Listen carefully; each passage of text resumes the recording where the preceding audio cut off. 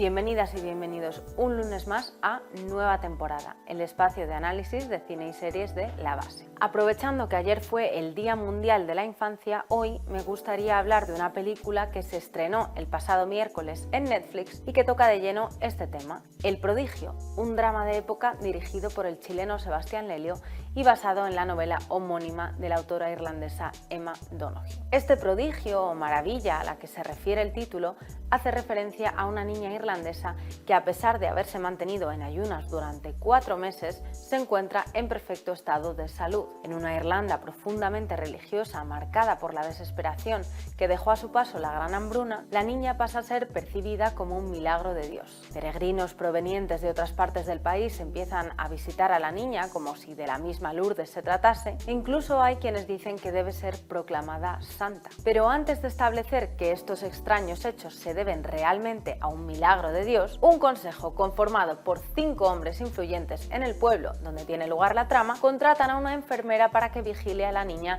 y reúna las pruebas necesarias para determinar la verdad. Esta enfermera, una mujer de ciencia proveniente de Inglaterra, caracterizada por un fuerte escepticismo hacia el pensamiento religioso, se empeña en resolver el misterio. La mayor parte de la crítica se ha centrado en analizar un aspecto central en la película, el pulso entre la ciencia y la fe que ésta plantea, un tema que yo también trataré a continuación. Sin embargo, creo que el comentario social de esta película va mucho más allá. El Prodigio pone de relieve el androcentrismo en el que se sustentan no solo la religión, sino también las ciencias. Resalta la importancia de los cuidados frente a la revictimización, rescata el tema de los trastornos de la alimentación, que parecían haber perdido protagonismo en la cultura popular en los últimos años, y refleja la importancia de escuchar a los niños y a las niñas en un mundo adultocéntrico donde la infancia es especialmente vulnerable. Vamos paso por paso. ¿A qué se refiere la crítica cuando dice que la película plantea un pulso entre la religión y la ciencia? En palabras del propio director, aunque El Prodigio sea una historia de ficción, no se trata de un mero entretenimiento, sino que esta obra es también política. Según apuntó Sebastián Lelio en una entrevista reciente, la película enfrenta el pensamiento científico y el religioso a través de los personajes. Por un lado tenemos a personajes como la enfermera o el periodista, que encarnan el pensamiento científico, puesto que su interpretación de la realidad se basa en cuestionar las cosas y en modificar sus creencias en función de los hechos observados. Y por otro lado, la película nos muestra a través de personajes como la niña o su familia o la gente de la aldea,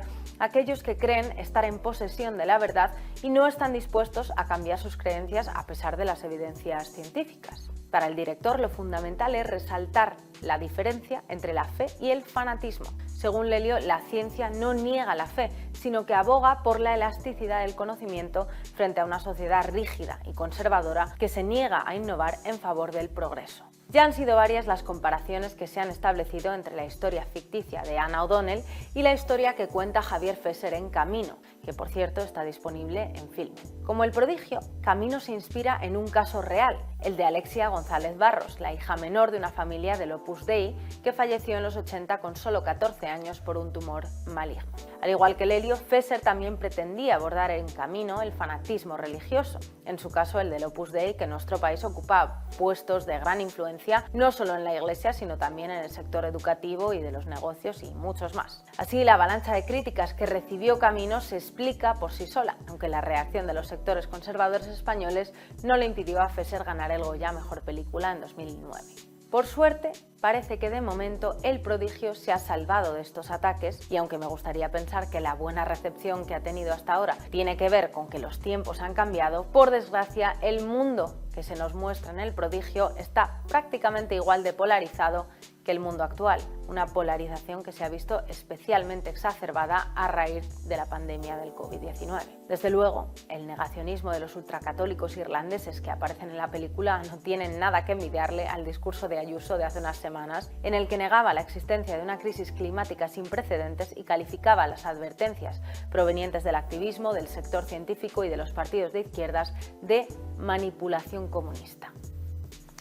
Flipante. Pero volviendo a El Prodigio, lo que resulta interesante de la película es que ni el pensamiento religioso gana sobre el científico, ni el pensamiento científico gana sobre el religioso. Hay quienes opinan que la película viene a transmitir la idea de que lo realmente importante no es quién tiene la verdad, sino quién puede contar la historia más convincente. Esta teoría es un fenómeno real que desde la victoria de Trump en Estados Unidos se ha convertido en la principal estrategia de hacer política de la derecha. Solo hace falta fijarse en la labor de deslegitimación de la ley del solo sí es sí, que ha ocupado ya todos los titulares en la última semana. Sin embargo, la conclusión fundamental que yo extraigo de este pulso no resuelto entre religión y ciencia que plantea el prodigio es que ni la religión ni la ciencia pueden salvar la vida de la niña mientras se aproximen a la situación desde una mirada profundamente androcéntrica. Aunque inicialmente parece que el personaje de la enfermera representa el pensamiento científico, yo diría que lo que realmente simboliza es la necesidad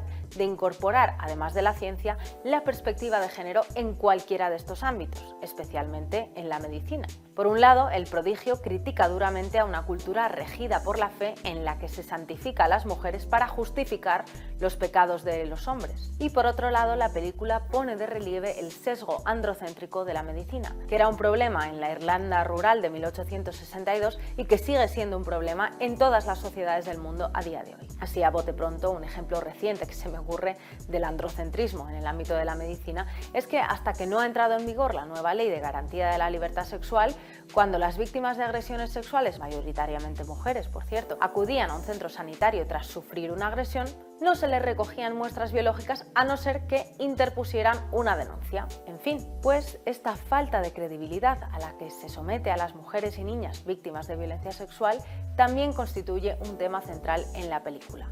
Pero no voy a entrar en esto para evitar los spoilers. Simplemente quedaos con la idea de que en el prodigio, como en la vida real, son siempre los hombres quienes toman las decisiones sobre las vidas y los cuerpos de las mujeres.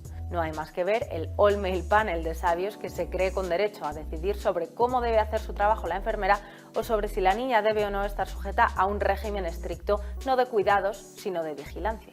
El último tema que me gustaría comentar es la manera en que la película retrata los trastornos de la alimentación. Aunque la historia que cuenta el prodigio no es una historia real, Emma Donoghue, la autora de la novela, admitió haberse inspirado en el fenómeno de las fasting girls. Las conocidas como chicas ayunadoras eran niñas y mujeres jóvenes que ayunaban durante largos periodos de tiempo. Aunque muchas de ellas acabaron muriendo por inanición, estas mujeres constituyeron una fuente de fascinación entre los siglos XVII y XIX en diversos países de Occidente. Mientras los religiosos las veían como prodigios y creían que tras su asombrosa capacidad de ayuno se escondía la actuación de fuerzas sobrenaturales, los científicos intentaban, sin mucho éxito, diagnosticarla. Cabe destacar que una de las enfermedades que se solían diagnosticar en estas situaciones era, a ver si lo adivináis, la histeria, otro de los productos estrella del androcentrismo médico. Sin embargo, más adelante se supo que lo que estas jóvenes padecían realmente era anorexia nerviosa. Al rescatar el tema de la anorexia, que con el cambio en los ideales de belleza femeninos de los últimos años muchos ya daban por olvidado, el prodigio da pie a reflexionar sobre cómo ha evolucionado el discurso en torno a los trastornos de la alimentación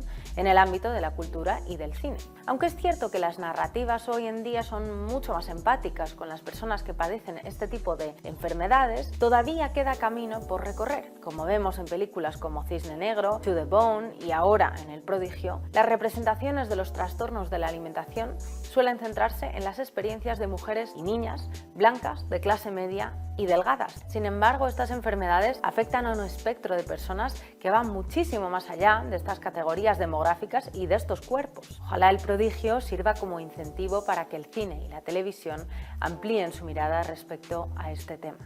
Y hasta aquí el programa de hoy. Como siempre, os invito a que continuéis la conversación en los comentarios de YouTube y ya sabéis, nos vemos el lunes que viene en nueva temporada.